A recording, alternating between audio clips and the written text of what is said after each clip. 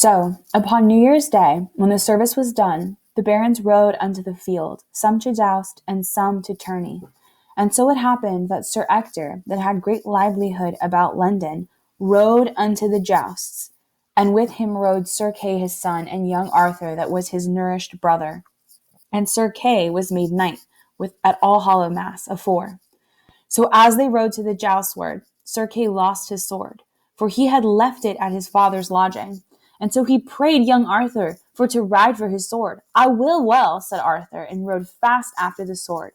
And when he came home, the lady and all were out to see the jousting.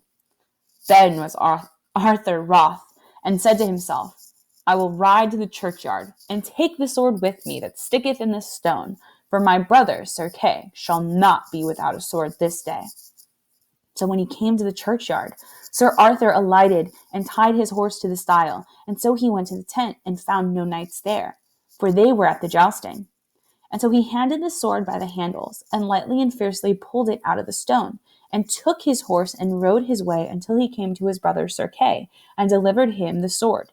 And as soon as Sir Kay saw the sword, he wist well it was the sword of the stone. And so he rode to his father Sir Ector, and said, Sir, lo, here is the sword of the stone, wherefore I must be king of this land.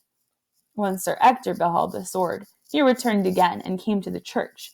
And there they alighted all three, and went into the church. And anon he made Sir Kay swear upon a book how he came to that sword. Sir, said Sir Kay, by my brother Arthur, for he brought it to me. How gat ye this sword? Sir Ector said to Arthur. Sir, I will tell you. When I come home for my brother's sword, I found nobody at home to deliver me his sword.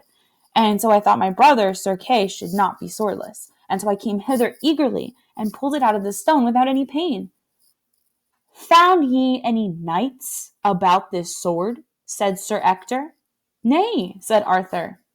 Now, Sir Ector said to Arthur, I understand, ye must be king of this land. Wherefore I, said Arthur, and for what cause? Sir, said Ector, for God will have it so.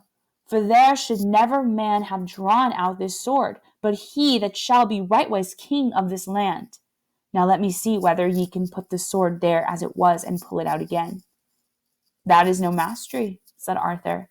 And so he put it in the stone, wherewithal Sir Ector essayed to pull out the sword, and failed.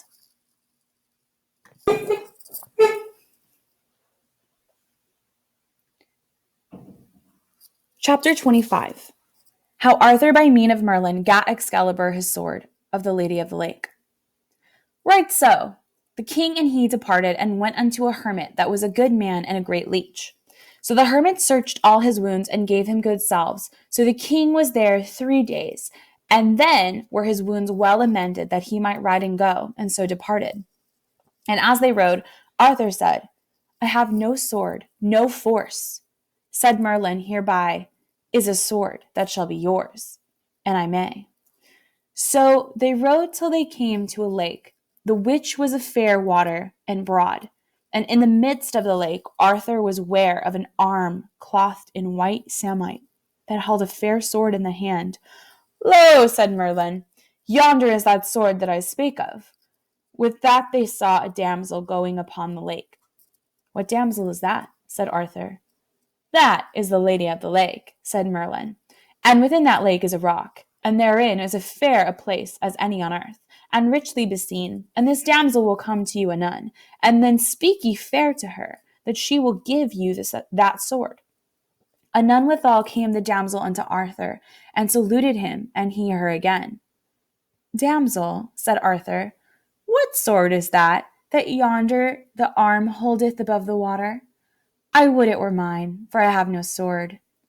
Sir Arthur, king, said the damsel, that sword is mine, and if ye will give me a gift when I ask it you, ye shall have it.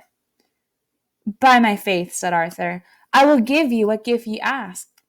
Well, said the damsel, go ye into yonder barge, and row yourself to the sword, and take it and the scabbard with you, and I will ask my gift when I see my time. So Sir Arthur and Merlin alighted, and tied their horses to the 2 trees, and so they went into the ship. And when they came to the sword that the hand held, Sir Arthur took it upon by the handles and took it with him. And the arm and the hand went under the water. And so came unto the land and rode forth. And then Sir Arthur saw a rich pavilion. What signifieth yonder pavilion? It's the knight's pavilion, said Merlin, that ye fought with last, Sir Pellinore. But he is out, he is not there. He hath ado with a knight of yours, that hight Eglaime, and they have foughten together. But at the last Eglaime fled, and else he had been dead. And he hath chased him even to Caerleon, and we shall meet with him anon in the highway. That is well said, said Arthur. Now have I a sword. Now will I wage battle with him, and be avenged on him. Sir, you shall not so, said Merlin, for the knight is aweary of fighting and chasing, so that ye shall have no worship to have ado with him. Also, he will not be lightly matched of one knight living, and therefore it is my counsel let him pass, for he shall do you good service in short time, and his sons after his days. Also, ye shall see that day in short space. You shall be right glad to give him your sister to wed. When I see him, I will do as ye advise, said Arthur. Then Sir Arthur looked on the sword, and liked it passing well. Whether liketh you better, said Merlin, the sword or the scabbard? Me liketh better the sword, said Arthur. Ye are more unwise, said Merlin, for the scabbard is worth 10 of the swords, for whiles ye have the scabbard upon you, ye shall never lose no blood. But ye never so sore wounded, therefore keep well the scabbard always with you. So they rode on to Carlin, and by the way they met with Sir Pellinore. But Merlin had done such a craft that Pellinore saw not Arthur, and he passed by without any words.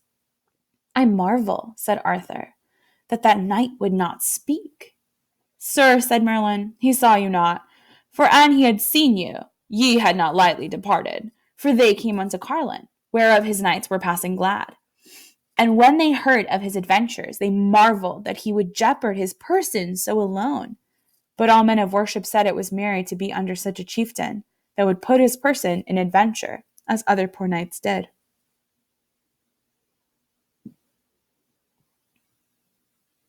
Book 2, Chapter 1. How King Arthur took a wife, and wedded Guinevere, daughter to